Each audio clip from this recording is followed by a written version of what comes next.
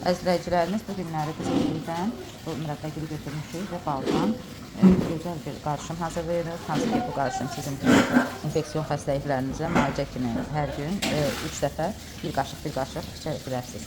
Bütün infeksiyon xəstəliklərdə, yəni qrip olsun, qanda olan nasibələnlər üçün, qan azlığı üçün çox gözəl bir vasitədir. Yəni bütün qış boyu siz bunu istifadə edə bilərsiniz.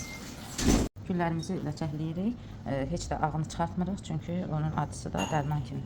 Yəni insana xeyri çoxdur. Sonra bu cür həvəng dəstədə döyəcəyik.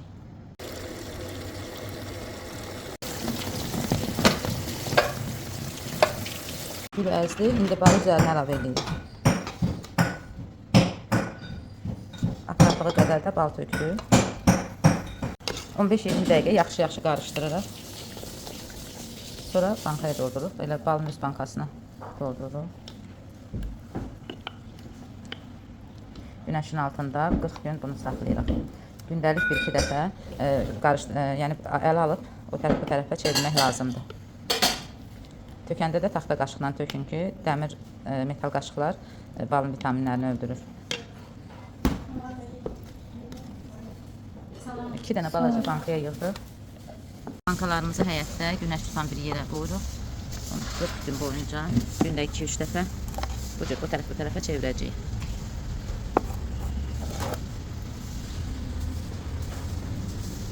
Siz də hazırlayın, nuş olsun. Həmişə sağlam olun.